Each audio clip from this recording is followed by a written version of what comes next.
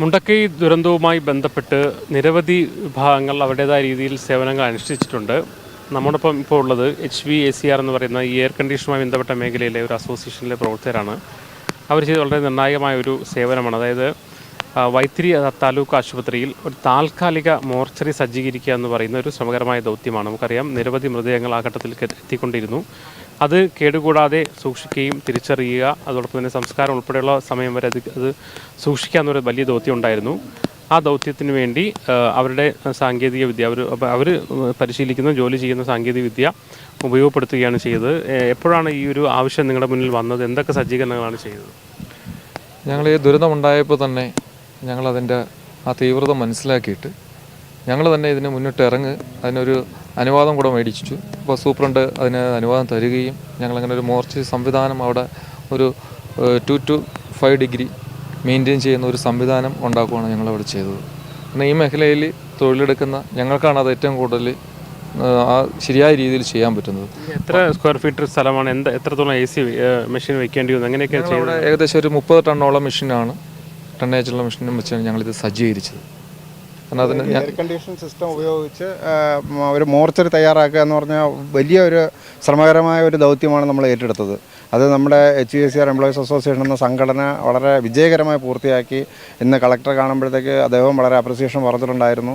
അതേമാതിരി തന്നെ hospital 4 degree വരെ ഞങ്ങൾ താഴ്ത്തി കാണിച്ചു കൊടുത്തു. ഞങ്ങളവിടെ ശരിക്കും പക്കയായിട്ട് അവിടെ നിന്നു. ഈ പറഞ്ഞ ബോഡി കൊണ്ടുവരുന്നതിൻ്റെ തലേ ദിവസം മുതൽ നമ്മൾ സജ്ജീകരണങ്ങൾ ഒരുക്കി അവിടെ തയ്യാറാക്കി നിൽക്കുകയായിരുന്നു. ഇദ്ദേഹം വയനാട് ജില്ലാ സെക്രട്ടറിയാണ്, ഇദ്ദേഹമാണ് ജില്ലാ പ്രസിഡന്റ്. ഇദ്ദേഹമാണ് വളരെ കാര്യമായിട്ട് അതിൽ പ്രവൃത്തിയെടുത്തത്. അതിനോടൊപ്പം തന്നെ മെഷീനറിയും മറ്റും സഹായിക്കാനായിട്ട് സിദ്ദിഖ്, സംസ്ഥാന ജോയിൻറ്റ് സെക്രട്ടറി സിദ്ദിഖ് സാറ് മെഷീനറികളും മറ്റും എത്തിച്ചു കൊടുക്കുകയും ചെയ്തു. പിന്നെ ആവശ്യമായ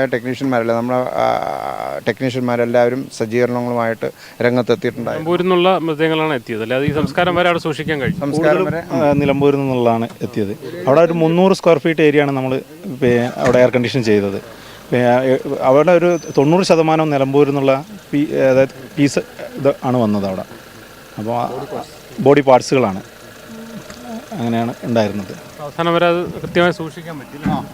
നമ്മൾ ഓൾറെഡി നമുക്ക് 17 ഡിഗ്രിയാണ് അതിൽ പ്രോഗ്രാം ചെയ്തു വരുന്നത്. നമ്മൾ ആ പ്രോഗ്രാം ഡീകോഡ് ചെയ്തിട്ട് നമുക്ക് ഡിമാൻഡ് ചെയ്തതിന് 2 ഡിഗ്രി ആയിരുന്നു. 2 ഡിഗ്രി കട്ട് ഓഫ് സെറ്റ് ചെയ്ത് 4 ഡിഗ്രി മെയിൻറ്റെയിൻ ചെയ്തു. അത് ഇവിടുത്തെ ഓഫീസേഴ്സൊക്കെ ഒരു ചലഞ്ചായിരുന്നു, അവർക്കത് ചെയ്യാൻ പറ്റില്ല എന്നുള്ളത്. പിന്നെ അവരെ ഡിപ്പാർട്ട്മെൻറ്റിൽ നിന്ന് ആൾക്കാർ വന്ന് ചെക്ക് ചെയ്തു. ഇപ്പോൾ ഇന്ന് സാറ് നേരിട്ട് കണ്ടപ്പോൾ സാറ് പറഞ്ഞു കമ്പനിക്ക് ചെയ്യാൻ പറ്റാത്തൊരു ടാലൻ്റാണ് നമ്മൾ ഏറ്റെടുത്തത്. അവർ ഓൾറെഡി ഒരു കമ്പനിയായിട്ട് കമ്മ്യൂണിക്കേറ്റ് ചെയ്തിട്ടുണ്ടായിരുന്നു ചെയ്യാൻ വേണ്ടിയിട്ട്. അപ്പോൾ കമ്പനി പറഞ്ഞ ഒരു കാരണവശാലും എയർ കണ്ടീഷൻ ചെയ്യാൻ പറ്റില്ല എന്നാണ്. അത് നമ്മൾ ചെയ്ത് കാണിച്ചു കൊടുത്തു. അവരിപ്പോൾ ഒരു 4 ദിവസം കൂടി അവിടെ ഹോൾഡ് ചെയ്യണമെന്ന് പറഞ്ഞിട്ട് നമ്മളെടുത്ത്. ഇനി ഇൻ കേസ് എന്തെങ്കിലും ഇഷ്യൂ വന്നു കഴിഞ്ഞാൽ ചെയ്യാൻ വേണ്ടി ചെയ്യാൻ പറ്റിയത് വളരെ നല്ല എന്തായാലും. കാരണം ഓരോ വിഭാഗങ്ങൾ അവരുടേതായ രീതിയിൽ സേവനങ്ങൾ നടത്തി വളരെ നിർണായകമായ ഈ മൃതദേഹങ്ങൾ സംസ്കരിക്കുന്നവരെ സൂക്ഷിക്കുക എന്ന് പറയുന്ന ഒരു ദൗത്യം, അതിനുവേണ്ടിയുള്ള സാങ്കേതിക സംവിധാനങ്ങളാണ് ഈ കൂട്ടർ ചെയ്തത്. നിതിൻ ഗോപിക്കൊപ്പം മുഹമ്മദ് അസ്ലം, മീഡിയ 1 വയനാട്.